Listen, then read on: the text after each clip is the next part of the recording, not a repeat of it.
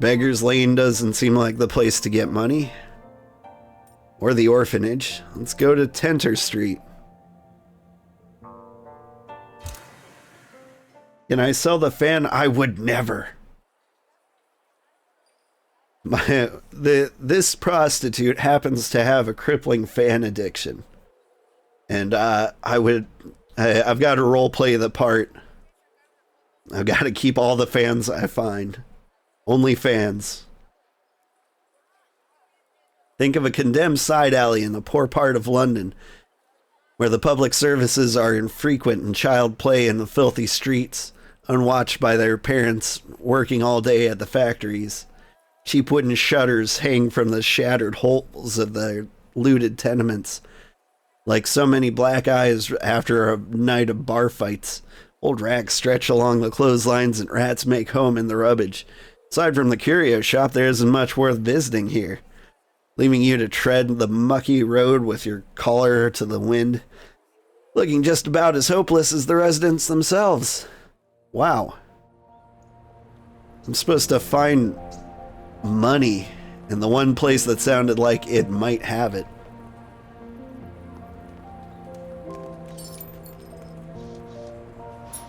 Looking just as ragged as the rest of Victorian London. I suppose that makes sense. A watch vendor. Let's skip it. Breathe in the sweet dusty smell of the second hand and step into the collection of Anzelina Kemeny. Before running the shop, she worked as a knife grinder, umbrella mender, and a beehive maker, collecting her rag and bone wares in the meantime. Animal horn windows admit a greenish daylight, cheaper than glass.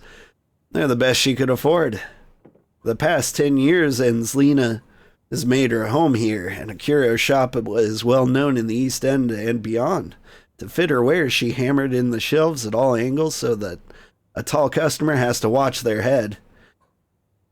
There are taxidermy creatures and jewel-eyed fetishes, tin soldiers and wind-up toys and ragdoll marionettes, as well as rarities too bizarre to mention, peering down from the rafters or the top of the tilted cabinet. It doesn't look nearly as cluttered as you say, but, it's gotta be pretty stressful on the artist to make something like that. And Selena has a well-kept shop, despite being packed full of gewgaws, knickknacks, and bagatelles.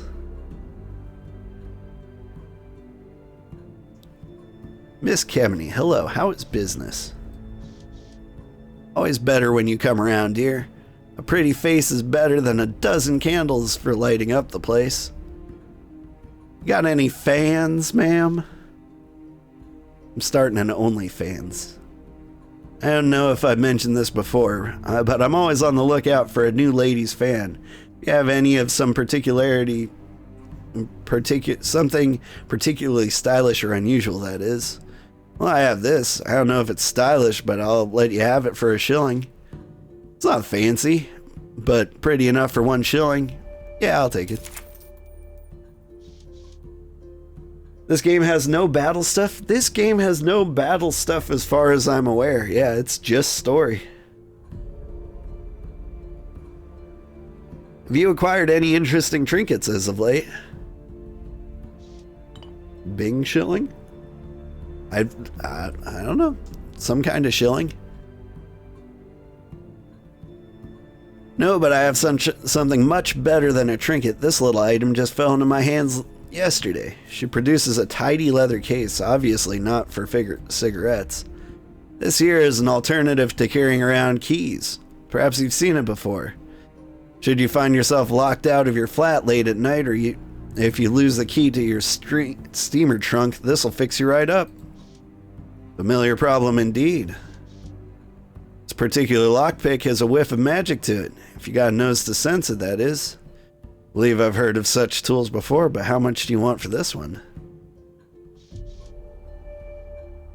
£3 sterling. You have a deal. I'm sure this will come in handy. Magic lockpick added to inventory. I don't know Bing chilling. I don't know Bing Chilling. I can only hope that it serves you well. It's nice to see you, Miss Kemeny. I'll be on my way. Welcome back at any time. It's lovely to have you stop by. Alright. So I've got magic lockpicks. I dare say that's a good way to make a lot of money. Brutal contraption for mashing of the flesh. Suppose it's a decoration, but it's still a dreadful thing. Just an Iron Maiden hanging out here. I don't think I'd want one of those in my lobby. Do I know John Cena? I've heard of him, but I've never seen him. And even less money now, right? So how much money do I have? Ooh. I am down to £1, 20 shilling. Wait. 10 pence, 19 shillings, and £1.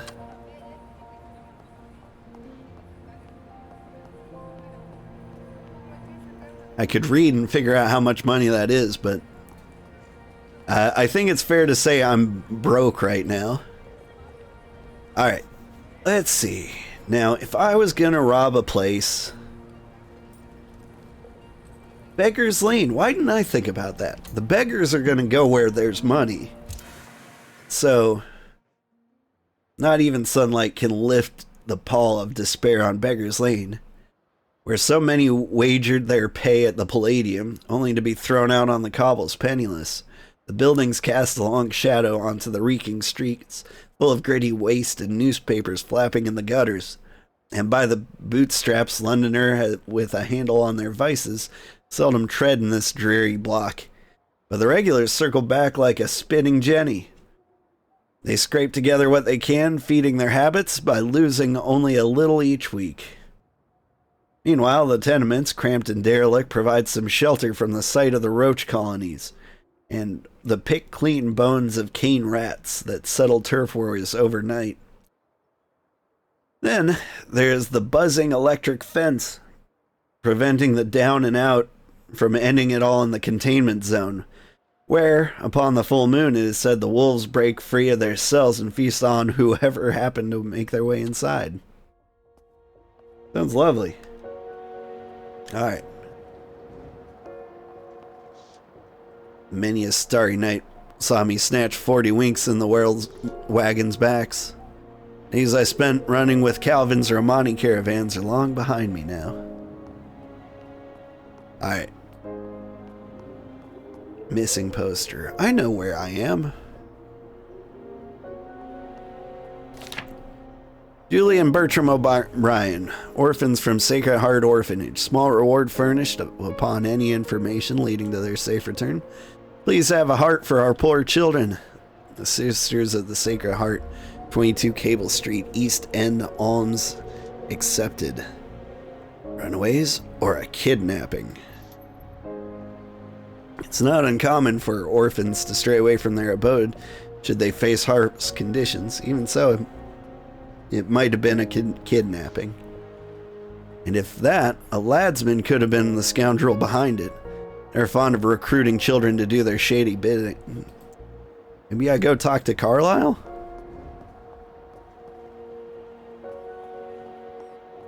A troubled woman? What can I do for you? This woman loiters around the entrance like she's making up her mind to go inside, but she's far too keen-eyed to be a customer.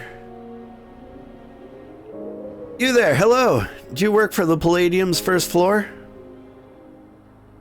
Before I answer, I must say I have a sneaking suspicion it isn't the lovely Toffers who have you interested in the Velvet Rose. By the way she just raised her eyebrows, I can't tell if she's taken aback or impressed. Replying to such a question with a question was the first trick I learned back when I became a journalist. Placing a hand over her heart, she backsteps with a slight bow. My apologies. Ivani Orsini, reporter for the London Journal. Pleased to make your acquaintance, miss. A little over the top, but the bow was in good form. Clara Reed, and yes, I do work at the Velvet Rose. Now that we've exchanged pleasantries, I'll tell you why I need to get inside the Velvet Rose. I'm here for an interview with Dr. Clancy Wainwright. This story will flip London on its head, but you keep that between us. I shall recall, Dr. Wainwright.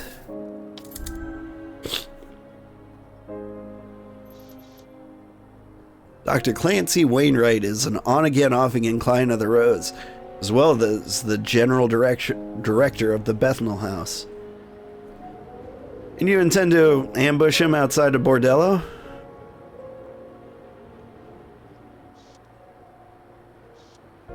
The excited glint in her eye says the opposite. If Dr. Wainwright actually responded to the telegram I sent him 8 months ago, it would be jotting down his answers in the comfort of his office at the Bethnal House. She fishes out a telegram with an air of vindication.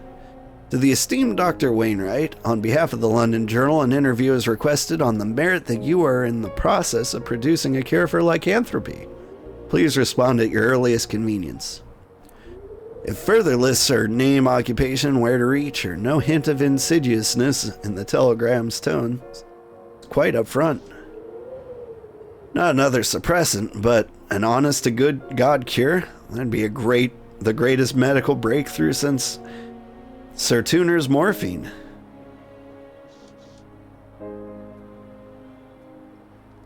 So, why isn't he shouting his achievement from the rooftops? You suspect he's hiding something? You didn't hear it from me. However, there's a reasonable excuse that can be made. Someone on board of Bethnal's house is forcing Wainwright to hold his tongue. To keep their hospital from gaining notoriety and royal funding? Unlikely. I couldn't agree more. There's also the possibility that Wainwright is worried that the drug club would retaliate. Offered my theory. My theory's worth a lot. Judgment. This character has gained the polymath trait and will now be able to select that dialogue option that requires that trait. But if I was a member of the medicine monopoly, I would welcome him with arms open. Oh, really? Do tell. Discount the price of moon cream while setting his cure at an exorbitant price, then offer him a cut generous enough to sign his soul for. It's not as if he can refuse. Despite what his conscience might wish of him. I know split-second business acumen is vital in tricking, but I'd bet a good coin if you were an industrialist. You were an industrialist in a past life, Clara. Had I been born a man, or wealthy for that matter, I think perhaps my life would have gone quite differently. Dude, same. Well, if only I was born a man. Any road, you're a smart cookie. So how's about helping me get inside the Velvet Rose? Just mark the window of Dr. Wainwright's room with this chalk, and then I can flick the snib. Flick the snib so I can shimmy it open. Then flick the snib so I can shimmy it open from the window's ledge. So, flick the snib. It's a bolter fastening on the window. Flick the snib. I wonder if I can say that on YouTube. If she confronts Dr. Wainwright in the room where he's to be entertained, he'll have a hard time weaseling out of the interview. Does she mean to scale the building? She does have the lithe body for it. I mean, this sounds like a laugh. I'm going to agree to help. Why not? I enjoy a spot of tomfoolery now and again. Oh, Clara, you're the most dashing lady of the night I've ever met. And believe me, I've met more than my fair share. She tucks a stick of chalk into my front pocket. Oh. Then with a wink, she turns away, pretending as if we were once again strangers on the street. Alright, let's go flick some snibs. Oh, hang on. Caught on the stairs. Home to one of the London's most discreet clubs of leisure. As well as estimably famous gambling hall, the Palladium is no stranger to the odd, successful bunco man or famous face caught with their hand in the cookie jar, who finds themselves in need of an abrupt and expeditious flight from London Fair. You find yourself among the complement of genteel folk who keep the rows running, and as ever, you are deeply grateful that your coworkers extend their discretionary skills to you. It wouldn't do to have a sometimes paramour or an errant debtor catch word of your departure. Yeah, I should be a little more discreet in here if I can help it. Kitty, you gonna bite me? If you're gonna bite me, come say hi to everybody. No, he says. Coat check. Rocks, tails, and greatcoats, some in better condition, others that seem to never get off the rack. Good representation of the Palladium's clientele.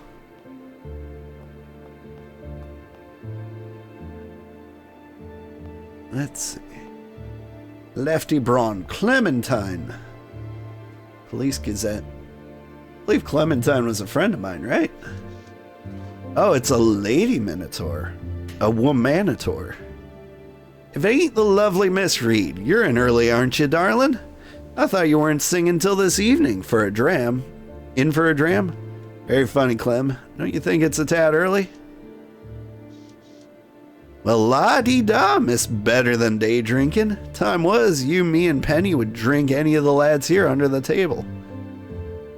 Looking forward to tonight. As much as I'd like to, Glenn, I'd only be avoiding more pressing matters. Later, though, before my show, we'll have a dram together. Now that, my ducky, is more than fair enough. There's few in East London who could drink a minotaur under a table. Dwarves, perhaps, or certain fae. Said only to be swayed by the drink when served in an iron glass. Speaking of clients and of headaches, you've got a telegram from a Texan here. And one from Theodore Redgrave sent along to your place of business. Though I suspect they'll have been sent to the bell jar as well. God's teeth, what a bother. Telegrams are getting far too long these days, and coming too often. Good thing I'm leaving London. With the advent of automations, much longer telegrams have now be wired for a cheaper sending price. Yeah, let's read them. It's probably junk mail. Thank you, Clem. I'll take them off your hands. As you like. You know we aim to please here at the Palladium. To the ever-indomitable Miss Clara Reed. Here's something that'll really butter your bacon. The Lord of Braxton is hosting quite a shindig in a day's time, and I've found myself an invitation to the whole highfalutin affair. I want you to be there with bells on, Sweet Pea. It'll be a proper blowout, a real showstopper. I mean, didn't I just doink Mr. Braxton? Lord Braxton is celebrating the purchase of some trinkets from Cairo and suggests his guest dress the part. I've dug up just the jewelry for the evening, Miss Reed. Oh, you'll look absolutely stunning in it. Outshines the queens of old. Of course, it needs proper dress that really sell the look. I found you just the thing. I'll be sending it along to your royal suite at the Bell Jar. So keep an eye out, Sweet Pea. If you like, find yourself something nice to go with it, eh, Spitfire? Shame about the late notice, but you can't begin to imagine how hard it was to cop an invite to this thing. Shaping up to be one hell of a night. Get your best dancing shoes out, Spitfire. Tenor. Party tomorrow evening upon the Tenor's arm. Schmoozing, too much wine, and a cavalcade of London's most pretentious. What a dratted shame I'll be off and away by then. Theodore's telegram. Miss Clara Reed, we had the pleasure of acquaintance during a Frobisher case, but not much besides. All the same, I feel it's only fair to write you. See, I'm a hunter of a frightening beast by trade, and see my share of bounties come and go, though not all of them fanged or clawed. Plenty of call for bounties to put put out after regular or not so regular folk have crossed the wrong cove and whatnot. I'm not usually apt to get involved, but it seems only fair to do you a good turn after you pulled my own fat from the fire during that business with the slough, Celtic monster. You've got a bounty on your head, Miss Reed. A pretty price from some high-flown family or another. Something of an unfortunate turn in America.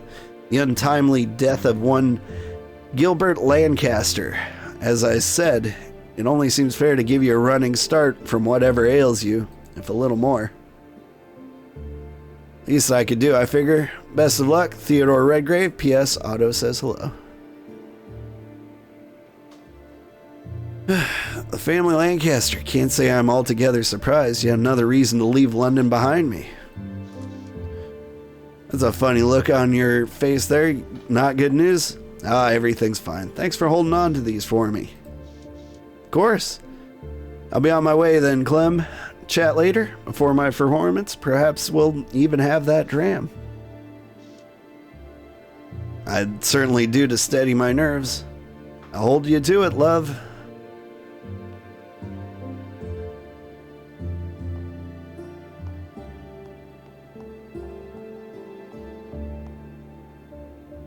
Faro dealer, whist dealer, baccarat dealer. I don't know how to play any of those games.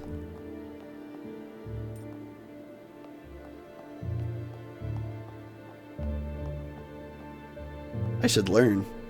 I did teach myself, this leads to the green room. Nothing I need until my performance tonight. I assumed I wouldn't be staying until tonight, seeing as how I'm trying to get out of here as fast as possible. Better take care of everything else I need before I head in to see Zora. She can be long-winded at times, especially if she's in the mood for a lecture. Now, I'm trying to get... what's his face? The doctor.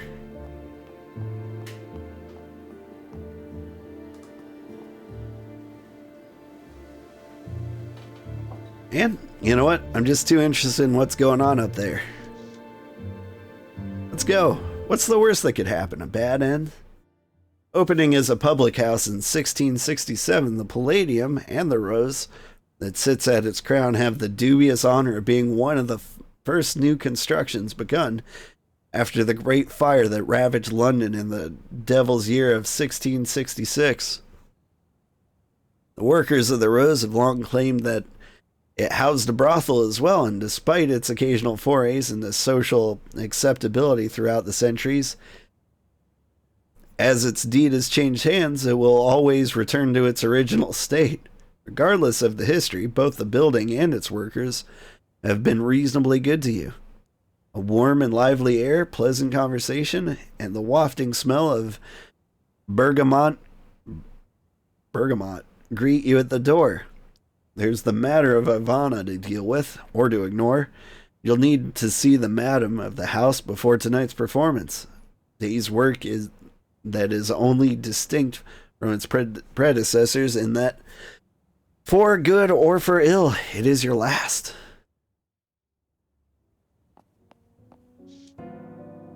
Sykes. I don't fucking believe this.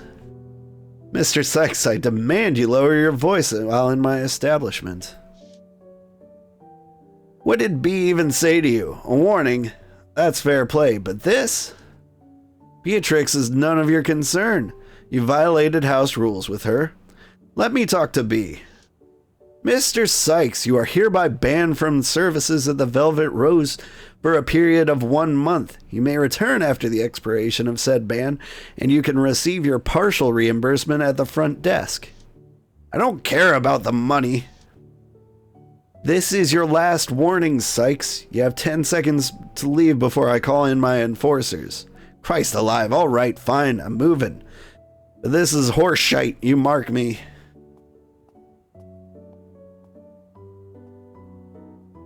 I don't fucking believe it. That was a fun conversation to walk into. I do try to maintain like a wholesome air, but you know, it can only be as wholesome as the game I'm playing. Tooth powder.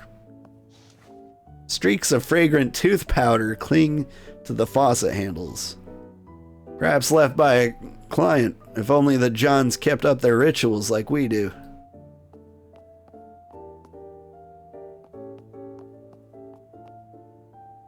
Let's see. Hey, Lou. That's Lou. Looks like she's sloshed, which is unfortunately not a not infrequent state for her. What's up this time of day, Lou? Dare I inquire as to the occasion? You know how it is, Clara. Life's nasty, brutish, and short, and then you die. Oh, shoot. That's my alarm. We gotta wrap this up. So you might as well make the most of it. True enough, that.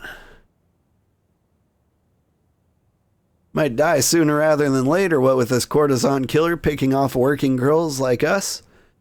I won't lie, the notion has me proper afeared. We look after our own. Zora won't let anything happen to us. Oh, aye. She'll do what she can when she isn't being a controlling stick in the mud. Uncharitable, but fair. What is your take on this courtesan killer business? I knew one of the girls I did. Anna Lind, her name was. She used to work here, but she moved on ages ago. Oh, that's right, I remember her. Nice enough sort. Before she was killed, she was working as a dolly as far as I know. It's more than I can say for all of the victims. Working girl like us, even to the bitter end. You know how them bobbies are. Anyone sleeping rough or up to their eyeballs in gin was probably up to all's else soon, too. It's all the same to them. Any plans for this evening? Norfin special. Nothing. I am looking forward to your performance tonight, Miss Reed. Oh, stop it. Nothing I haven't done before. I wouldn't be too sure about that. You got that look about you. Play it off. Yeah, I failed.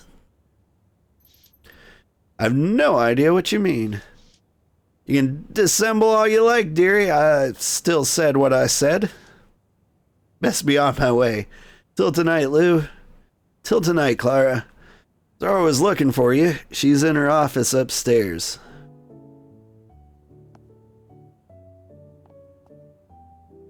You give us the best intonation and accent? Well, I wouldn't know about the best. I did attempt. Ooh, a cider bottle. Don't mind if I do. Bottle's sweating. Must have been recently served. But then abandoned. Perhaps this patron was stuck with a more salacious craving. Ooh, I do like a good hard cider. Or I used to. Luxury booth. Someone discarded a few loose coins here. Waste not, want not. 3 sterling. Yay! I've made up a small fraction of what I've spent trying to feed cats. Alright, unfortunately, I gotta go get the kids to school. But, I don't know, depending on how things go, I might hop on later. My voice seems to be doing a lot better than it did yesterday. I'm still fairly sick, but I might be able to sneak in another stream. Anyway, if you watch it on Twitch, keep an eye on the schedule. It's all kind of a mess with me being sick and all, but we'll either be playing more of this, maybe some Pal World, maybe some Enshrouded. It's fun. I feel like we're going to see all of them to the end in time for Nightingale's release on the 22nd. Should be good.